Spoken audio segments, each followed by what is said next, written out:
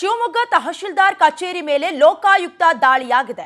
ತಹಶೀಲ್ದಾರ್ ಕಚೇರಿಯಲ್ಲಿದ್ದ 15 ಅಧಿಕಾರಿಗಳ ತಂಡ ಪರಿಶೀಲನೆ ನಡೆಸಿರುವುದು. ಶಿವಮೊಗ್ಗ ತಹಶೀಲ್ದಾರ್ ಕಚೇರಿ ಮೇಲೆ ಲೋಕಾಯುಕ್ತ ಅಧಿಕಾರಿಗಳು ದಾಳಿ ನಡೆಸಿದ್ದಾರೆ. ತಹಶೀಲ್ದಾರ್ ಕಚೇರಿಯಲ್ಲಿ 15 ಅಧಿಕಾರಿಗಳ ತಂಡ ಪರಿಶೀಲನೆ ನಡೆಸಿದೆ. ಸರ್ಚ್ ವಾರೆಂಟ್ ಪಡ್ಕೊಂಡು ಕಡತಗಳು ಆರ್ಐ ಕಚೇರಿಗಳ ಪರಿಶೀಲನೆ ಆಗ್ತಾ ಇದೆ. ಲೋಕಾಯುಕ್ತ ನ್ಯಾಯಮೂರ್ತಿ ಬಿಎಸ್ ಪಾಟೀಲ್ ಆದೇಶದ ಮೇರೆಗೆ ದಾಳಿಯಾಗಿರುವುದು. ಸರ್ಕಾರಿ ಭೂಮಿ ಒತ್ತುವರಿ ಆರೋಪ ದಾಖಲೆಗಳ ಪರಿಶೀಲನೆ ಆಗ್ತಾ ಇದೆ. ಲೋಕಾಯುಕ್ತರು ದಾಳಿ ನಡೆಸಿ ತಹಶೀಲ್ದಾರ್ ಕಚೇರಿಯಲ್ಲಿ ಈಗ ಸರ್ಚ್ ವಾರೆಂಟ್ ಅನ್ನು ಮೊದಲೇ ಪಡ್ಕೊಂಡಿದ್ದಾರೆ. ಹಾಗೆ ಕಡತಗಳು ಅಂದ್ರೆ ಡಾಕ್ಯುಮೆಂಟ್ಸ್ ಗಳನ್ನ ಕೂಡ ಪರಿಶೀಲನೆ ನಡೆಸಿದ್ದಾರೆ. ತಹಶೀಲ್ದಾರ್ ಕಚೇರಿಯಲ್ಲಿ 15 ಅಧಿಕಾರಿಗಳು ತಂಡವನ್ನ ಕಟ್ಕೊಂಡು ಬಂದು ಪರಿಶೀಲನೆಯನ್ನ ನಡೆಸ್ತಾ ಇರೋದು. ನ್ಯಾಯಮೂರ್ತಿ ಬಿಎಸ್ ಪಾಟೀಲ್ ಅವರು ಕೊಟ್ಟಂತ ಆದೇಶದ ಮೇರೆಗೆ ದಾಳಿಯನ್ನ ನಡೆಸ್ತಾ ಇರೋದು. ಕಾರಣ ಸರ್ಕಾರಿ ಭೂಮಿಯನ್ನ ಒತ್ತುವರಿ ಮಾಡಿಕೊಂಡ ಆರೋಪ. ಅದಕ್ಕೆ ಸಂಬಂಧಪಟ್ಟ ಹಾಗೆ ಯಾವ್ಯಾವ ಮೂಲ ದಾಖಲೆಗಳಿದೆ, ಆರ್ಟಿಸಿಯಲ್ಲಿ ಏನು ಉಲ್ಲೇಖ ಆಗಿದೆ, ಇದ್ದಂತ ಮೂಲ ಮಾಹಿತಿಯ ಪ್ರಕಾರ ಖಚಿತವಾದ ಮಾಹಿತಿಯನ್ನ ಪಡ್ಕೊಂಡು ದಾಖಲೆಗಳನ್ನ ಪರಿಶೀಲನೆಯನ್ನ ಮಾಡ್ತಾ ಇದ್ದಾರೆ. ಸರ್ಕಾರಿ ಭೂಮಿ ಒತ್ತುವರಿ ಆಗಿದೆಯಾ ಅಥವಾ ಇಲ್ವಾ ಎಲ್ಲವೂ ಕೂಡ ದಾಖಲೆಯ ಪರಿಶೀಲನೆಯ ನಂತರದಲ್ಲಿ ಗೊತ್ತಾಗಬೇಕಾಗಿದೆ.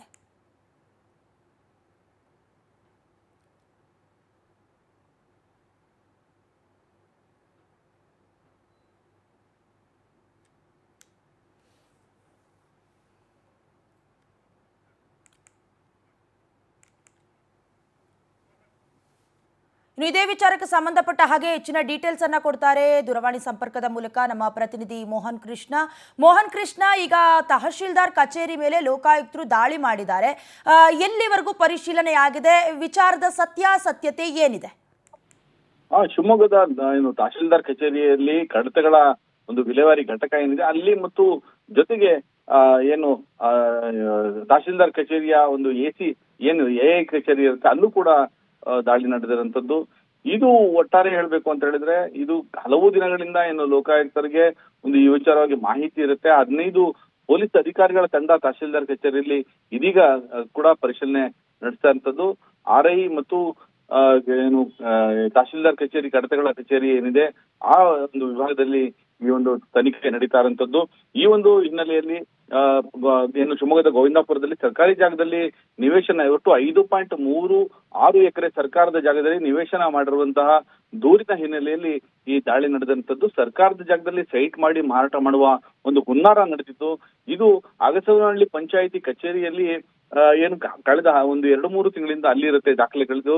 ಅಲ್ಲಿ ಫೇಕ್ ದಾಖಲಾತಿಗಳನ್ನ ಸೃಷ್ಟಿ ಮಾಡಲಾಗ್ತಿದೆ ಅನ್ನೋ ಆರೋಪ ಕೂಡ ಕೇಳಿ ಬಂದಿತ್ತು. ಒಟ್ಟು 33 ಗುಡಿಸಲುಗಳನ್ನ ತಾತ್ಕಾಲಿಕವಾಗಿ ಆ ಒಂದು ಎಕರೆ ಒಂದಷ್ಟು ಏನು 5.36 ಎಕರೆ ಜಾಗದಲ್ಲಿ 33 ಗುಡಿಸಲುಗಳನ್ನ ಕಟ್ಟಿ ತಾತ್ಕಾಲಿಕವಾಗಿ ಕಟ್ಟಿ ಅದನ್ನ ಮಾರಾಟ ಮಾಡುವ ಮೂಲಕ ಮೇಲ್ಛಾವಣಿ ಖಾತೆ ಅಂತ ಹೇಳಿ ದಾಖಲಾತಿಗಳಲ್ಲಿ ಕಡತಗಳಲ್ಲಿ ಉಲ್ಲೇಖ ಆಗಿತ್ತು.